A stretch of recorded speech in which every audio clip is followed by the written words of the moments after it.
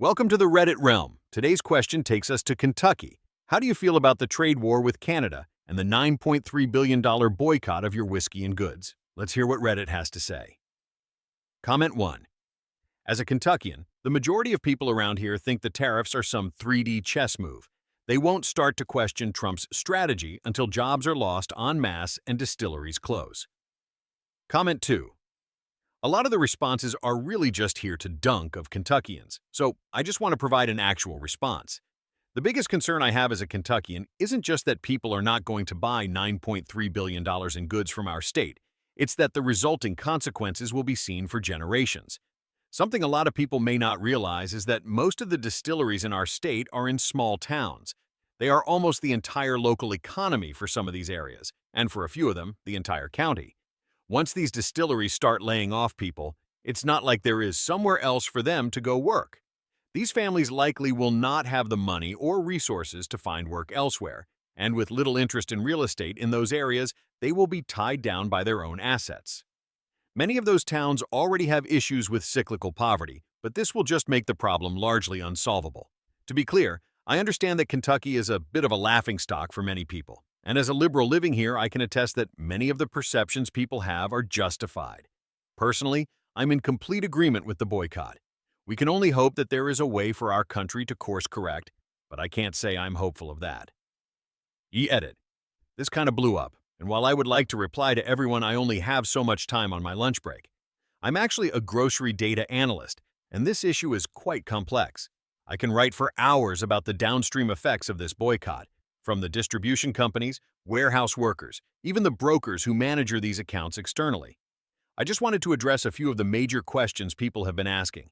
I think the split for people blaming Trump for this is about 20-80. I think most Kentuckians will blame Canadians for boycotting their products without seeing the nuances of any of this.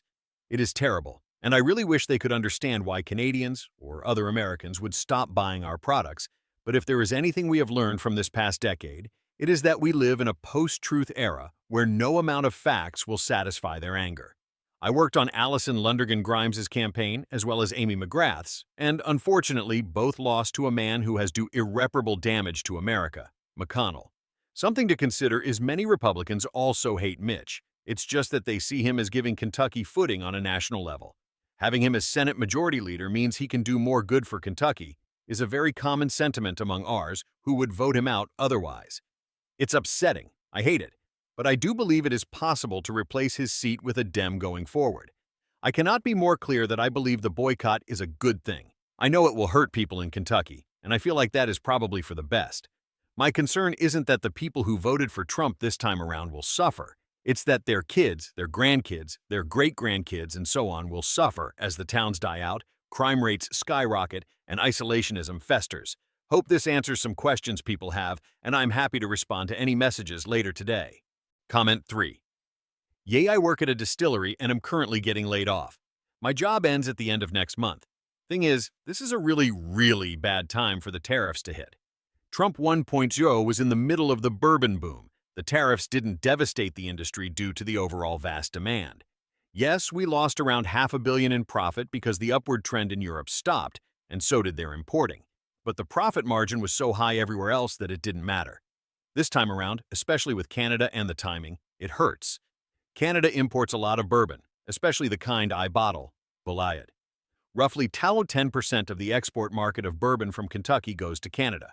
Now, if it were still 2016-17, this wouldn't be a problem. But it's 2025 and the bourbon boom is ending. You have an oversaturated market with a customer base that's no longer growing. Plus, if you look at the trends of Gen Z, they don't drink, not even close to the generations before them. With the economy generally trending downward too, customers will buy something different. They won't buy the $30 bottle of bourbon when they can get a shitty case of beer for 1/3 the price. The industry could have either shored up production over time and braced for the end of the bourbon boom without Trump, or if the bourbon boom continued with him. Both happening, the end of the bourbon boom trend and his presidency is why layoffs are going wild in Kentucky. About 1,000 full-time jobs have been lost in the past month that I know of, and there's probably more that I don't know about. So, how do I feel about a trade war with one of our closest allies, neighbors, trading partners? It's ridiculous. It's affecting thousands of people across a very large plane of the economy to do this. And for what purpose? Respect? Fairness? It makes me mad that people around me directly voted for this bullshit when we all saw it coming a mile away. It's harmful and hurts good working-class people everywhere. And we deserve better. Also, to our Canadian friends, many of us don't support this, so we understand your frustration. Comment 4. Even when the tariffs are lifted, the Canadian market is going to be hostile to our American goods for a long time. Potentially generational damage caused by the 51st state bullshit. Comment 5. Lifetime Kentucky resident here, also a logistics manager who understands how tariffs work. This is going to screw over our economy big time. Already, Brown-Forman, located in Louisville, company that owns Jack Daniel's, Woodford Reserve, etc., laid off 12% of their staff. The bourbon industry was already slowing, and the tariffs have only worsened it. Not only will alcoholic spirits be affected, but logistics will be heavily affected as well. Louisville is where the largest UPS hub is located, called World Port. Millions and millions of shipments from all around the world are processed here, and the revenue it creates for the city is incomparable. With tariffs, we will soon see a drop in imports, and as imports drop, so will the revenue generated by the international traffic at Worldport. People will absolutely be affected by this decision, and far sooner than we expect. All of that being said, I 100% stand by Canada and its decision to start cutting ties with the U.S. What Trump and Musk have done is wholly unforgivable and downright shameful. They're an embarrassment to the American people and are blatantly choosing to kneel down to Putin and his circus. If Canada ever decides to resume healthy and fair trade with the U.S. after this betrayal, we will thank them for their kindness and work our hardest to rebuild our trust. Until then, Canada must take care of its own, and that's exactly what they're doing. Comment 6.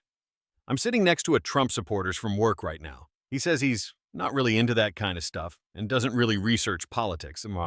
Comment 7. I saw a release here on Reddit. Can't remember. Maybe leopards at my face, but one of the bourbon companies blamed the Canadians for the unfair or unjust tariffs. The stupidity is mind-boggling, however not surprising. Comment 8. A concern my dad brought up at dinner the other night: doesn't work at any of the distilleries but owns a landscaping company that has done work for them in the past. Liquor is largely a flavor choice preference. Maybe it reminds you of a favorite time during college or different point in your life. All it takes is a single turnoff or a bad experience, and you'll never buy it again. Things won't go back to normal, even if the trade war ends tomorrow. Comment 9. Left-leaning Kentuckian here. I think we are all hoping it will bring the price of bourbon down. I find this venture with tariffs idiotic, and I'm disgusted by how our allies are being treated. Comment 10. I feel like your average KY MAGA person is going to need to personally feel the pain before they will change their minds. It will happen sooner rather than later, but for now, they are probably feeling their oats without realizing they will be getting far fewer oats in the near future. Comment 11. We deserve it. If there's one thing I'm glad for, it's that Mitch McConnell lived long enough to feel regret. I just hope the floor is okay after his last collapse. Comment 12. Liberal Kentuckian here. I work in one of the famous distilleries and at the bottom of the totem pole in production. Currently haven't heard of anything actually affecting us, but I can't imagine it won't be coming sooner rather than later. All of my coworkers are MAGA Trumpansies, and they act like nothing's happening. Also heard a group of them talking about how 300-year-old dead people are receiving Social Security benefits. Comment 13. I work with the Glenmore Distillery, and it's pretty scary with a lot of their products being pulled off their shelves. There's really not much we can do about it until someone gets their panties out of a bunch and calms down on tariffs. But at least locally, we're concerned it'll end up affecting production/jobs. You'd be shocked to know how big of a supplier we are to Canada and the like. Comment 14. I'm a native Kentuckian who, incidentally, went to high school with Governor Andy Beshear back in the 90s. I've also lived in Toronto for the past 15 years, so I have deep ties to both Kentucky and Canada. The point I'd like to make is one that Trudeau made in his speech yesterday. Trade wars have no winners. In this case, both Kentucky and Canada lose, and Canadians boycotting bourbon aren't just sticking it to the other guy. Let me explain. Though the original questioner didn't claim that all $9.3 billion in Kentucky exports to Canada is whiskey, this conversation has largely focused on bourbon. Fair enough, it's deeply symbolic of my home state, which is very red, despite having a Democratic governor. I get why Maker's Mark disappearing from LCBO shelves while Crown Royal stays feels like a statement. But here's what's lost in that picture. The whiskey trade goes both ways. Kentucky imported nearly as much whiskey from Canada, 40 million, as it exported, 43 million in 2023. More importantly, Kentucky imported $55 million in Canadian malted barley and rye, two key bourbon ingredients. If bourbon sales stall or distilleries scale back, Canadian farmers take a hit too. And bourbon? It's a drop in the bucket. It made up less than 0.5% of Kentucky's exports to Canada. The real economic heavyweight? Cars and car parts, $3.7 billion worth in 2023. It's easy to slap a slogan on a hat, MAGA, or turn bourbon into a symbol of the trade war. But trade isn't symbolic. It's economic reality. Boycotts and tariffs don't just punish one side, they ripple out, hurting workers, businesses, and farmers in both countries. Trade wars have no winners, just higher prices, lost jobs, and economic pain for everyone. Comment 15. So long as their kids don't have to compete against a trans athlete or see a rainbow in a classroom, I bet they're thrilled. Comment 16. As a Kentuckian, I voiced my opinion to some Republican friends in our discussions about how the law is applied, who gets arrested for what, and what legal penalties apply to them about a decade ago that, if laws were actually enforced as written, without prejudice for wealth, status, or office, Trump should have been tried for treason and espionage and been hung before a military tribunal in accordance with the Military Code of Justice, of which the president sits at the top as commander-in-chief, apparently immune by executive fiat unrelated to any statute or constitutional provision, to prosecution in the civilian courts of law, but who has no such protection from the military, in my not-a-lawyer opinion. My opinion has not changed, and that was before he attempted a literal insurrection and was declared king by the Supreme Court cronies. Such is rule of law in America these days. Whiskey is the least of what this human-shaped garbage has done to this country and this state. Trump, Mitch McConnell, Rand Paul, and the rest of the Republican legislators that have hand-in-hand led this state to generations of poverty and suffering can take a long walk off a short dock for all I care for them. Comment 17. Hi. Born and raised Southeast Kentuckian. They just built a huge, I'm talking 15-building bourbon barrel factory in my hometown. My papa cried tears of joy for all the jobs it would bring to our community. Yet he still voted for the government that could potentially sabotage our already deeply impoverished community. There are no jobs in my town. I mean, you can go make minimum wage at one of the 3 call centers we have or work at Walmart. But there is genuinely no opportunity here to etch out a decent living. That factory was our hope, and now it hangs in a precarious limbo. I'll bet it will never open its doors. I'll tell you right now that I'm a bleeding heart. Always have been. The people in my community don't care for that. I'm in a deeply red county within a deeply red state. But as much as I hate this backwards racist town, my heart hurts for what could have been. My community will continue to fall by the wayside, have no career opportunities or potential for the pursuit of true happiness. I don't live in my hometown anymore. I'm just passing through in my RV to see my folks. But I see the hopeless in this community is ever present and is about to get so much worse. Comment 18. For KY, it'll be rough, but it's not those products that will really hurt things. Already a nearly 200-meter factory has been pulled out of, I believe, Hopkinsville due to changing market conditions that would have made certain parts for batteries. I expect several other major investments and grants will be pulled soon. Our auto industry is likely cooked. If y'all don't know, Kentucky is the 3rd highest auto employer as a percentage of population.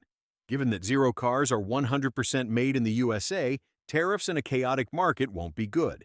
The huge irony, which would be funny if these weren't people's lives, is that Trump bangs on the drum of pretending to encourage manufacturing, but his little tariff war is just going to restrict it. Comment 19 Kentuckian here. Here's what I think. You get what you pay for. You own what you get. And, sooner or later, what you own comes home to you. Kentucky got Trump when they paid for him with their votes. Kentuckians own that choice. Now, the results of that choice are coming back home to Kentuckians. Maybe next time the people who caused this will exercise a little more due diligence in the choices they make. Votes matter. Elections have consequences. Comment 20. My concern, Trump is doing this. especially to red state idiots, so they will blame Canada in its entirety, and so that we all get on board with using military force to take the country. Because they are angry and jobless, and too stupid to see past their own hate of the other side. And the saddest part is, I feel like it's entirely possible that 50% of the country falls in line with this. Because it couldn't be possible that their cult leader is doing everything in his power to dismantle our power as citizens of this country. Comment 21. I know the question was posed to Kentucky. However, as a conservative Canadian, to provide our perspective, I could understand tariffs if Canada, for example, had done something egregious to harm the U.S. in violation of our agreements. Didn't happen. Fentanyl was part of the excuse for Canadian tariffs, along with mumbo-jumbo regarding illegal human entries and being taken advantage of. U.S. border intercepted just 0.2% of all U.S. border seizures of fentanyl that originated from Canada. By the same logic, Canada should have unilaterally imposed tariffs previously. Something like 90% of gun crimes, murder, robbery, gang violence in Canada are committed with smuggled guns of U.S. origin. By Trump's logic, that should be fucking snuffed out on the U.S. side of the border. Here's your tariffs. Same with illegal migrants from the U.S. into Canada. Same with drugs. I want our border security and military significantly increased. And trust me, it's not in the interests of the U.S., specifically this 4-year administration. I love Kentucky and Tennessee whiskeys, and this sucks. My grandfather on my dad's side was a Marine serving in Shanghai, so I have family and business connections in the U.S. For the decades of my adulthood, I have defended criticism of the U.S. and admired the idea of the U.S. and the global role the U.S. played. Defended Republican U.S. presidents with the exception of this moron in his first term. I supported our bleeding with the U.S. in Afghanistan. Now, with the 51st state garbage and these tariffs, this fucking betrayal of friends, allies, trading partners, no other way to put it, probably has effects that unfortunately go well beyond this election cycle. No offense, but if I wanted to be American, I'd have been on that a long time ago. Where I live will determine what nation our soil sits in. My apologies for butting in with my rant, just wanted to provide perspective on why this is going on and what the outcomes are going to be. I'm not a fan at all of my current government, but I support any and all sanctions coming back until all tariffs are removed. Hopefully one day I'll be buying products from and vacationing in the States again. Comment 22. Look, PPL round here work hard. That bourbon ain't just some fancy drink, it's how a lot of families make ends meet. So yeah, a trade war messing with that, it ain't something we're just gonna brush off. It's not just apt the money either, it's apt pride. That bourbon's part of our history, and when PPL mess with it, they're messing with us. Comment 23. I'm a lifelong Kentuckian. I did not vote for this shit, and the people who did twice are incomprehensible to me. We aren't all backwards hillbillies who vote against our own self-interest. I am worried because Appalachia always gets the short end of the stick since the Civil War, and Trump doesn't give a shit about us or our area. Comment 24. Honestly, these questions keep getting posted, and most should be posted in the relevant subs. It's just karma farming to post outside them, where other people are going to put their 2 cents rather than just asking in the Kentucky subreddit. Comment 25. I'm sure the question isn't in bad faith, but the comments and astroturfing is disgusting. Never seen Americans tear down more Americans. Kentucky folks wouldn't act this way to Kentucky folks. ITT, nobody from Kentucky or anyone who lives there. Just bots recycling the same prompt replying to each other. Comment 26. This is a completely justifiable response from Canada. I have no idea why Trump has decided to wage a trade war on our closest allies, but here we fucking are. Honestly, I'm glad Canada is doing this, as I think the only way Republicans will ever shift away from Trump is when it affects them directly. I say this as someone who lives and grew up in towns built around these distilleries. These people will shout America first, without understanding the biggest reason American achieved its height is because of its alliances. Hate to see this affect Canadians and my fellow Americans who never drank the Trump Flarvarade. I'm not looking forward to the impacts this will have on my state, but I'm far more worried about the broader ramifications of his administration and what that means for the world at large. Comment 27.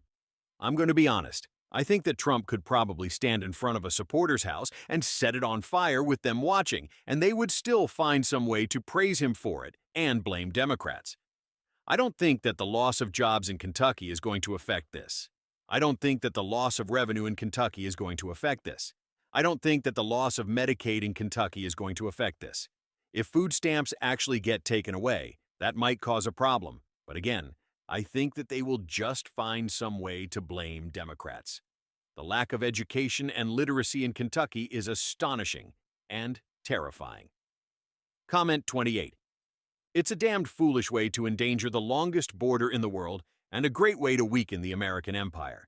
Then again, I'm too far left for the Democrats, so maybe I'll just tone it back and say, oh no, our precious bourbon isn't selling to the Maple Leaf people.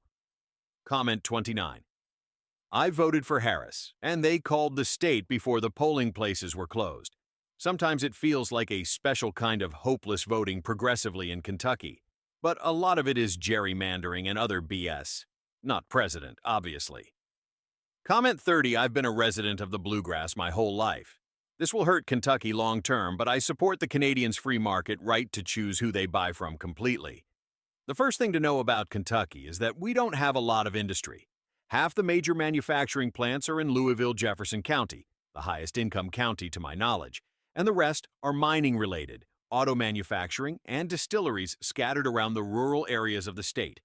We've committed hard to bourbon tourism to fuel the economy, and a big portion of our workforce is dependent on jobs related to growing the rye and corn, making barrels, distilling, and running the tourist sites. Any dip in the industry is probably going to hurt the lowest income people in the state the most, too, because of how far out in the rural counties these places are.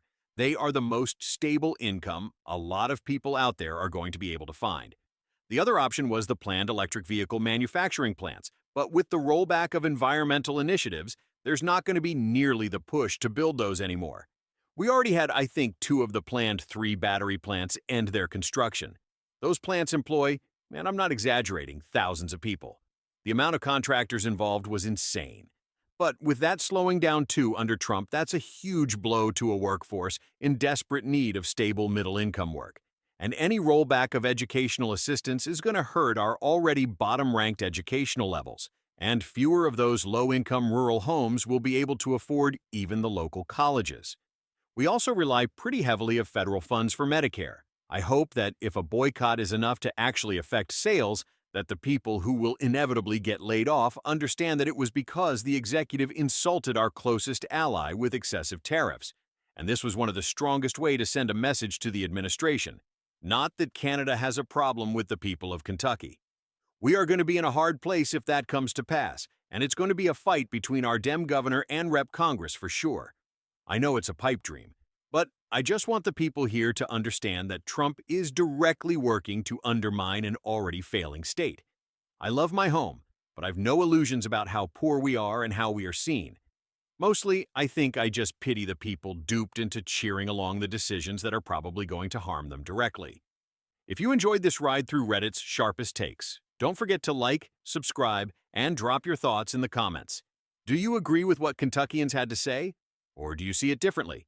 Thanks for watching the Reddit Realm, where your favorite Reddit stories come to life. Until next time, stay curious and keep scrolling.